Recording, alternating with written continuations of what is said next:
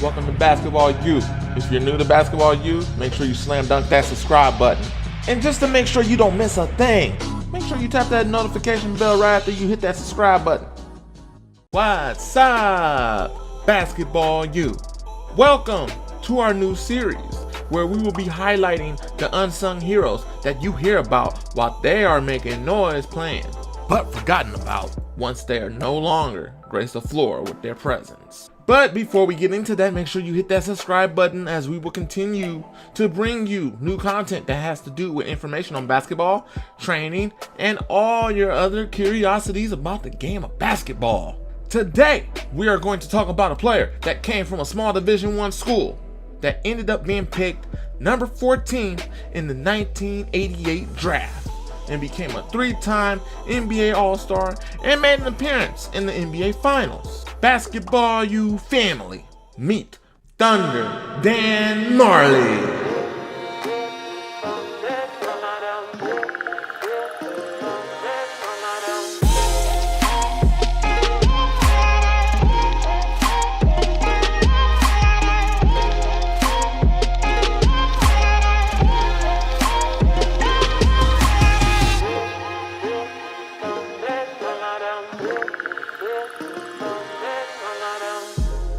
Before we get into Thunder Dan's NBA success, let's do a little background check on the guy. Born in Traverse City, Michigan, Majerle attended the local high school and ended up playing well enough to earn a scholarship to nearby Central Michigan University. While attending Central Michigan, Dan Majerle performed at a high level, averaging nearly 22 points a game and 9 rebounds. His success gave him the opportunity to play on the U.S. national team in the Summer Olympics in Seoul, where they took 3rd place and took home the bronze medal. Moving right along in that same year, the NBA draft, where dreams come true, Majerle explains in an interview that he was told that the Milwaukee Bucks was going to take him at number 13.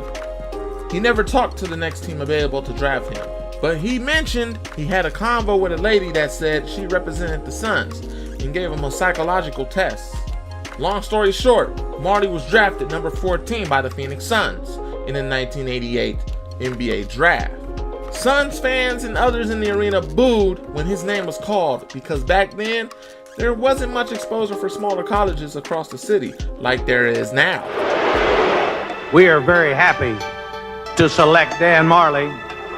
I cannot help how you feel. All I can tell you is this: we couldn't be happier, and I think you people will be sorry that you ever booed this young man. Fans that aren't sure about a team's pick, that's usually the response a pick will get. Phoenix turned out to be a nice fit for Thunder Dan in his first season, as he came off the bench and averaged roughly 9 points a game. A key component that Majerle explained during the process of his rookie season is that his coach allowed him to make mistakes and learn from them, which helped his growth throughout the season. Dan helped the Suns to get to the Western Conference Finals, where they took a L to the Los Angeles Lakers. So I'm sure you're wondering where the Thunder Dan name came from, because if you look up some highlights for Dan Majerle, he's probably just hitting threes and making some hard drives to the basket. But this name came from his impressive jumping ability and thunderous slam dunks, thus giving the nickname Thunder Dan. So there are various types of roles in the game of basketball when becoming a role player to help aid the stars and your team to victory. Dan Majerle became a 3-and-D guy, which is known as someone to have an extraordinary 3-point shooting ability and taking on the task of guarding the toughest players on the other side of the ball. And because he became such a great defensive specialist, he was named NBA All-Defensive Second Team. The Suns returned to the conference finals in his second season and lost in the first round in his third season. In 1992, Thunder Dan performed so well in the league that they rewarded him an All-Star selection. Looks like Thunder Dan picked up right where he left off from in college. After another Western Conference Finals loss, they picked up Charles Barkley. A little bit of muscle helped push the Suns to where they want to be. The combination of Dan Majerle and Charles Barkley put the Suns first in the Western Conference and Dan complimented his teammate well with averaging 17 points a game. Now, with the two as a tandem, the Suns improved to a 62-win season in 1993. Dan Majerle was an all-star and led the league in 3 points made and attempted. In his only shot at an NBA final, he ran into the one and only Michael Jordan and the already two-time champions Chicago Bulls, looking for their third straight title. Although Dan had a few good showings, the Suns couldn't get the job done against the Bulls. After one more season with the Phoenix Suns, Thunder Dan was traded to the Cleveland Cavaliers in the offseason. A tough departure for one of the most popular Suns ever. Dan didn't have the same success and impact as he would have on the Suns, and the Cavs released him. But Dan would find a new home and identity in Miami for the Heat. Coached by a legendary Hall of Fame coach, Pat Riley, it looked to be a chance for the hardworking Dan Majerle. Quick side note, I don't think the average person understands the amount of things NBA players have to go through when it comes to traveling late nights and arriving in different time zones with early morning wake-ups, practices, and even sometimes game time.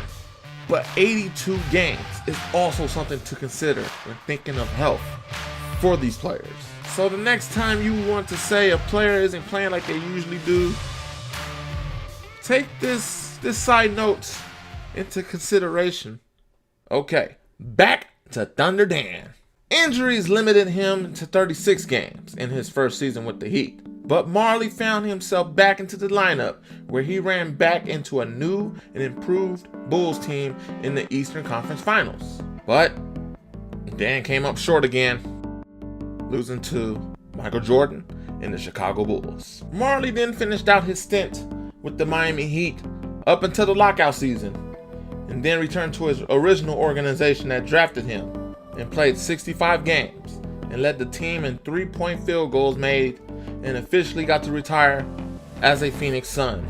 Role players understand the game from another perspective, which gives them the ability to have a career after basketball, whether it be coaching or in the front office. Dan Majerle understood what the make of hard work and success looked like, which made him an appealing candidate to be a leader in a special role. After a few years as a broadcast analyst for TNT and ESPN, Dan Majerle joined the Phoenix Suns as an associate head coach in 2008, a role he kept until 2013 when he was named the head coach at Grand Canyon University in Phoenix. The main goal was to be a top 25 team eventually. We want to be Gonzaga. We want to be Butler. That's what we want to be. Okay, just throw it out, and let's get them in their 2-3, and here we go at 13.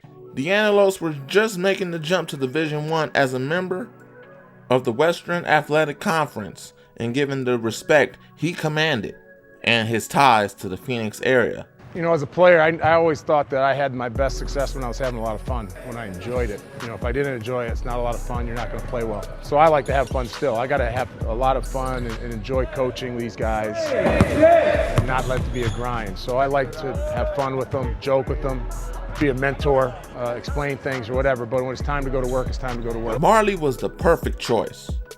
Thunder Dan had GCU's atmosphere rocking with a great student body support system. He did a great job building a program that was transitioning into a Division I. So I have a whole new team this year, 9 new guys. So they're going to get to know me. I'm getting to know them. It's going to be a work in progress. I'm excited about this team, but it's got a totally different look from what we had last year. Last year we were really big. This year we're more guard-oriented. So I'm excited to see where it takes us. But we got a great bunch of guys that work really hard. Not only do I have a lot of new players, but I have a new coaching staff. So it's an exciting year, but both of those guys, the addition of those two will really help us. Amazing career from a mid-major college player out of Central Michigan. His unbelievable ability to adapt to his environment and always keep his character of playing hard helped him have success in the toughest league in the world. That's why we at Basketball U have love for the role players. Comment what you think about Dan's journey, and feel free to even compare to someone's journey you know that took the mid-major route.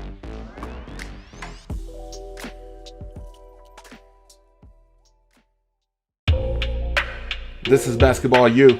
Be sure to like, comment, and subscribe. And also, follow all of our social medias right there in the description to keep yourself up to date, as this channel will have a lot of basketball, a lot of players, and a lot of training and more information on how to play the game of basketball. Remember, someone's always working. Are you?